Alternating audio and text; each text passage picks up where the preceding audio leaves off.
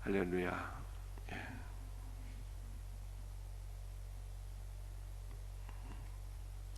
자, 우리 어제 전한 말씀 우리 다시 한번 간단히 살펴볼까요? 데살로니가전서 2장 11절 말씀 나누었습니다. 너희도 아는 바와 같이 우리가 너희 각 사람에게 아버지가 자기 자녀에게 하듯 권면하고 위로하고 경계하노니. 권면했어요. 아버지가 자녀에게 하듯. 바울이 데살로니가 성도들을 아버지의 사랑으로 권면했는데, 이 권면하다라고 하는 것은 위로하다는 뜻이에요. 격려하다는 뜻입니다. 그리고 이 권면하다라고 하는 단어가 위로라고 하는 뜻이기 때문에 이 단어에서 성령, 위로자라고 하는 단어도 나오게 되었어요. 성령께서 우리를 위로하시는 분이에요.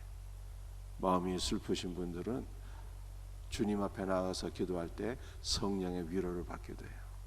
그리고 우리가 성령의 위로를 받게 될 때 우리는 그리스도 안에서 마음이 슬프고 우울하신 우리의 이웃들을 위로할 수 있는 위로자가 되는 거예요.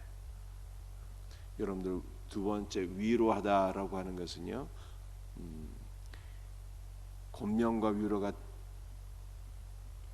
거의 같은 의미이지만 좀 다른 것은요, 두 번째 위로는 몸이 아픈 분들, 환자들, 이러한 분들을 위로한다라고 하는 뜻이 좀 더 강합니다. 그래서 이 바울의 위로는요, 무슨 힘이 있었어요? 역사하는 힘이 컸어요. 왜냐하면 그가 많은 질병과 고난을 경험했기 때문입니다. 그래서 우리가 하나님 앞에 질병을 당하는 것도 우리 주변에 연약한 모든 사람들에게 참 위로를 주라는 하나님의 뜻이 있는 거죠. 세 번째, 경계한다는 것은 증언한다, 증거한다는 뜻인데, 여기에서 순교자라는 단어도 나왔어요. 그래서 바울은 순교하기까지, 죽기까지 예수 그리스도를 증거했다. 성경이 이렇게 말씀하고 있습니다. 그러므로 고린도전서 4장 15절에서 바울이 이렇게 고백하고 있어요. 우리 말씀을 같이 읽어봅니다. 그리스도 안에서 일만 스승이 있으되 아비는 많지 아니하니 그리스도 예수 안에서 복음으로써 내가 너희를 낳았습니다. 여러분들, 바울이 데살로니가에서 뭘 말씀하고 있습니까? 어머니의 사랑으로 품에 품고 기도하고 양육했다고 그렇게 말씀하고 있잖아요.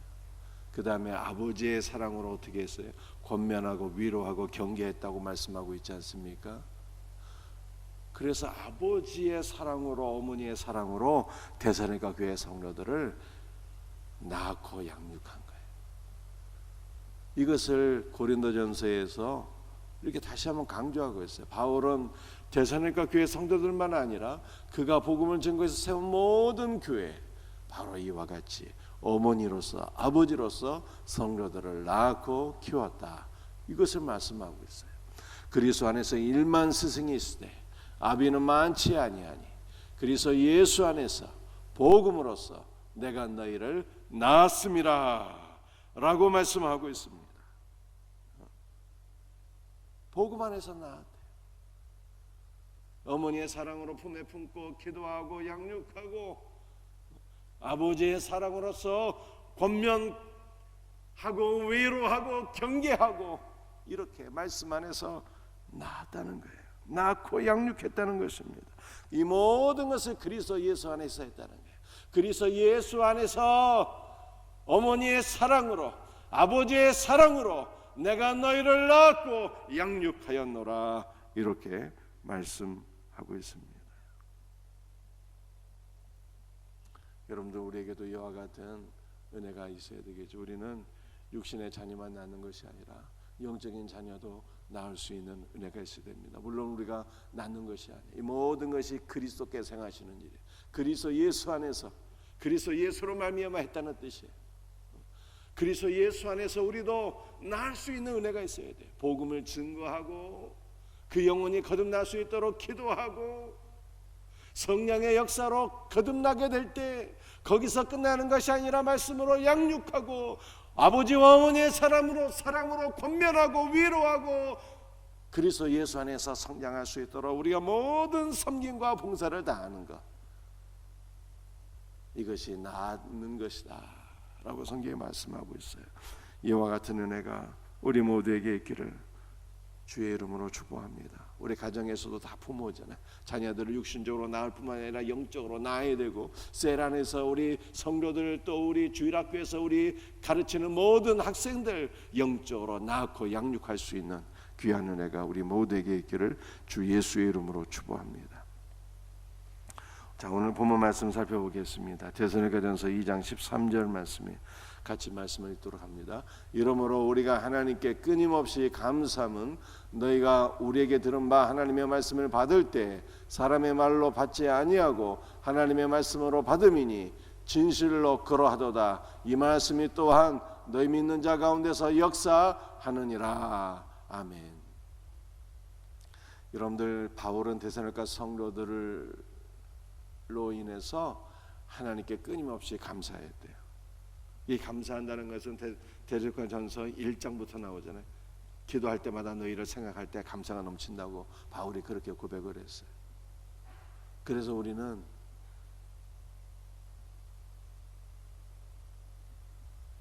누군가에게 기억이 될 때마다, 생각이 날 때마다 감사가 넘치는 그러한 존재가 되어야 하는 것입니다. 여러분들, 바울이 모든 교회에 다 이렇게 감사한다 고백하지 않았어요. 고린도 교회는요, 바울이 염려하고 근심했습니다. 왜냐하면 고린도 교회는 분파가 많았어요. 그리스도파, 바울파, 게바, 즉 베드로파, 그 다음에 또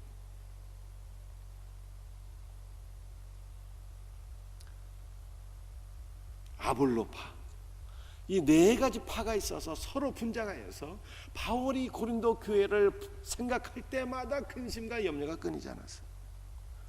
또 고린도 교회는요, 육신의 속에서 구원은 받았는데 영적으로 너무 어린아이야. 시기와 질투와 분쟁이 가득하여서 고린도 교회를 생각할 때는요, 염려가 많았어요. 그래서 바울이 이런 말도 했잖아요. 내가 너에게 나아갈 때 사랑의 마음으로 나아가랴, 아니면 회초리를 들고 나아가랴. 좀 정신 좀 차려라. 이렇게 권면할 정도로 근심, 걱정, 염려가 많았어요. 고린도 교회 성도들을 향해서.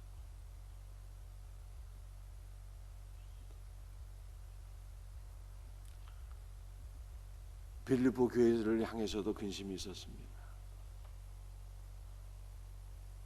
유오디아와 순두계를 권하노니 너희가 마음을 하나로 합하여 교회를 섬겨야 되지 않겠는가.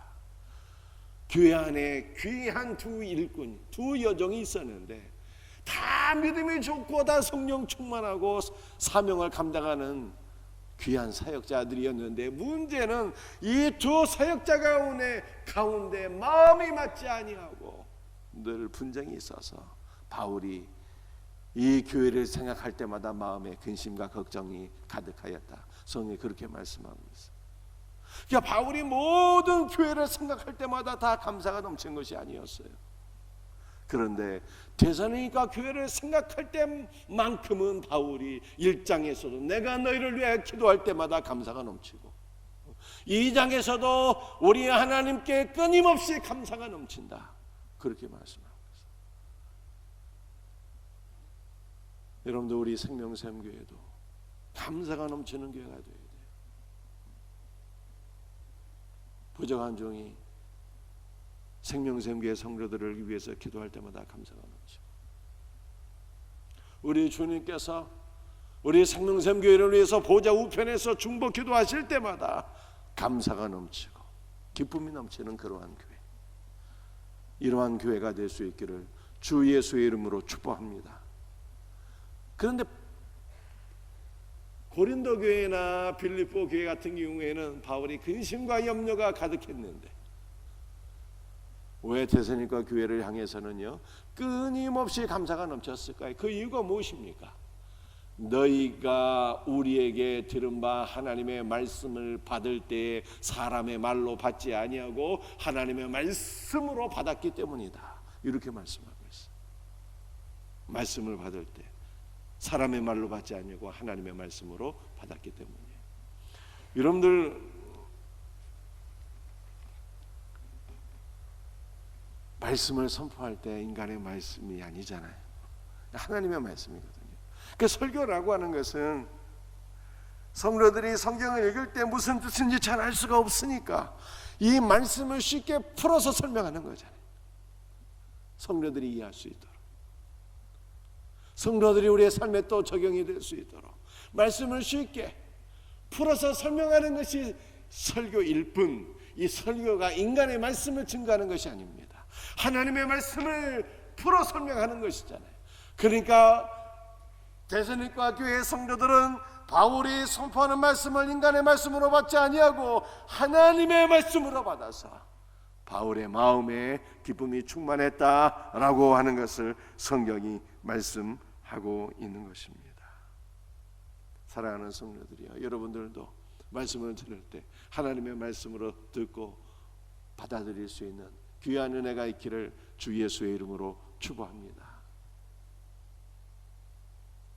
그런데요,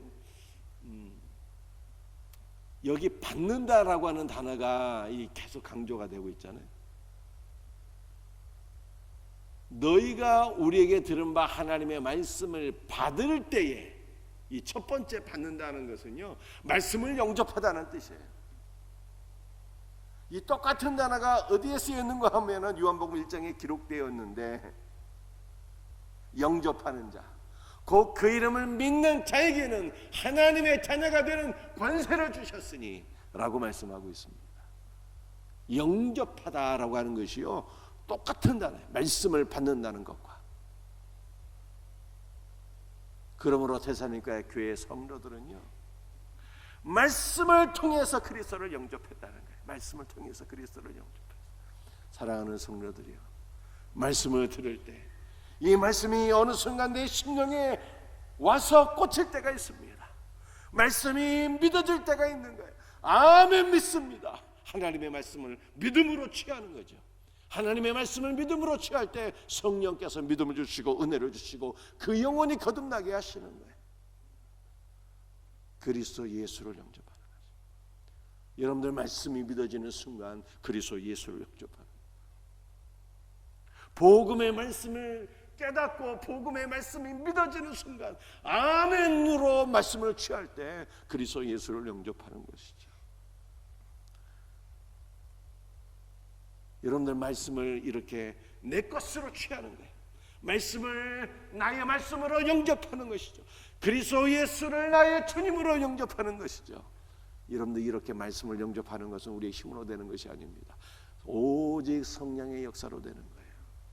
그러므로 우리 생명샘교회 성령의 기름 부으심이 충만해서 하나님의 말씀이 선포될 때 여러분의 말씀으로 취할 수 있는 귀한 은혜가 있기를 주 예수의 이름으로 축복합니다. 그런데요, 이 말씀을 받는다는 것이 또 있잖아요.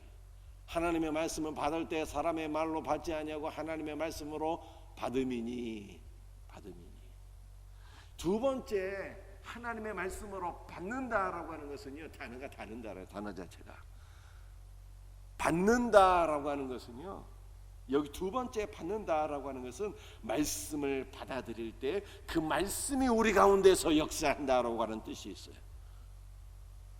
그래서 계속 그렇게 연이어서 바울이 설명하고 있습니다. 하나님의 말씀으로 받음이니 진실로 그러하도다. 이 말씀이 또한 너희 믿는 자 가운데서 역사하느니라. 하나님의 말씀을 받으면 이 말씀이 우리 가운데 역사한다는 거예요. 여러분들 역사한다는 요 단어가 에너지라고 하는 단어예요. 에너지. 이 역사한다는 이 말씀에서 에너지라고 하는 단어가 나왔어요. 우리가 하나님의 말씀을 받을 때 이 말씀이 우리 안에서 일한다는 거예요. 에너지가 되어서 역사하고 일한다는 뜻입니다. 그래서 히브리서 4장 12절에 이렇게 말씀하고 있는 거예요. 히브리서 4장 12절 함께 말씀을 읽어볼까요? 하나님의 말씀은 살았고 운동력이 있어 좌우의 날선 어떤 검보다도 예리하여 혼과 영과 및 관절과 골수를 찔러 쪼개기까지 하며 또 마음의 생각과 뜻을 감찰하나니. 여러분들이 이 하나님의 말씀을 받을 때 어떻게 된다고요? 그 말씀이 너희 안에서 역사하느니라 말씀하고 있는데요, 여기 똑같은 단어가 있습니다. 하나님의 말씀은 살았고, 이 살았다는 것은 하나님의 말씀이 생명의 말씀이라는 거예요. 하나님의 말씀이 우리에게 생명을 주신다는 거예요. 두 번째, 하나님의 말씀은 살았고 운동력이 있어. 이 운동력이 있다는 것이요, 아까 데살로니가전서 2장 13절에 하나님의 말씀이 너희 안에서 역사한다는 단어와 똑같은 단어예요. 그래서 우리가 하나님의 말씀을 받아들이게 되면 이 말씀이 우리에게 생명을 주고 이 말씀이 우리 안에 살아 역사한다는 거예요. 역사해. 여러분들 이 하나님의 말씀이 살아 역사한다는 것은요, 두 가지 의미가 있어요. 하나는 긍정적으로 이 말씀이 우리에게 생명을 주시고 이 말씀이 우리를 그리스도 예수 안에서 자라나게 하시고 이 말씀이 우리를 그리스도 예수를 닮게 한다는 뜻이에요.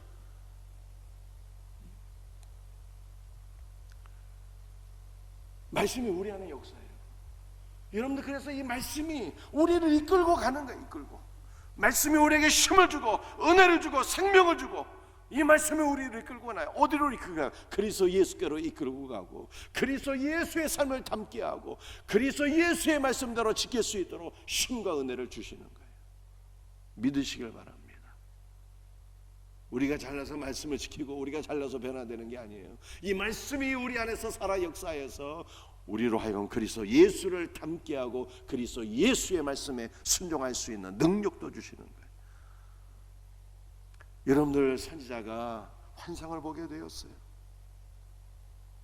어떤 환상을 보았습니까? 골짜기 가운데 마른 뼈가 가득한 거예요. 이스라엘 백성들의 영적 상태가 영적으로 사망한 상태였어요. 그런데 하나님의 말씀을 받아서 선지자 에스겔이 선포합니다. 하나님의 말씀을 선포할 뿐만 아니라 하나님의 말씀이 선포될 때 성령께서 임재하십니다. 그랬더니 하나님의 말씀을 선포하고 성령께서 역사하셨더니 그 마른 뼈들이 살아서 하나님의 강력한 군대가 되는 이 비전, 환상을 보게 된 거예요. 하나님의 말씀은 이토록 우리를 새롭게 변화시켜요. 우리에게 생명을 주고 그리스도 예수의 군사가 되게 하시고 그리스도 예수 안에서 쓰임받는 위대한 하나님의 일꾼이 되게 하시는 거예요. 믿으시길 바랍니다. 그런데 이 말씀에는 두 번째 뜻이 있어요. 하나님의 말씀은 살았고 운동력이 있어 좌우의 날선 어떤 검보다도 예리하여.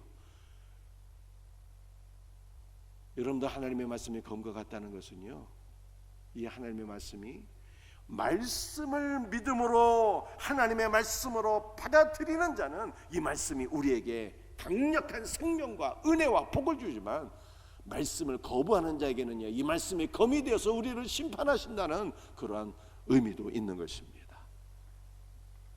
여러분들, 우리에게는 두 가지 결론이 있는 거예요. 두 가지 선택지가 있는 것입니다. 첫 번째 선택지는 무엇입니까? 선포되는 하나님의 말씀을 나의 말씀으로 받아들여서 이 말씀이 내 안에서 살아 역사하는 은혜를 받는 것. 두 번째는 이 하나님의 말씀을 불신하고 거부함으로 말미암아 이 하나님의 말씀이 나에게 검이 되고 심판이 되는 것. 그러므로 영원한 사망이냐 영원한 사망이냐 영원한 생명이냐, 이 두 선택지가 우리에게 있다는 거예요. 여러분은 무엇을 선택하기를 원하십니까? 하나님의 말씀을 거부하고 불신해서 영원한 사망으로 떨어지는 어리석은 영혼 한 명도 없기를 주 예수의 이름으로 축복합니다. 하나님의 말씀으로 받아들여서 이 말씀이 우리에게 생명을 주고 은혜를 주고 우리를 변화시키는 놀라운 은혜를 경험할 수 있기를 주 예수의 이름으로 축복합니다. 기도하시겠어요?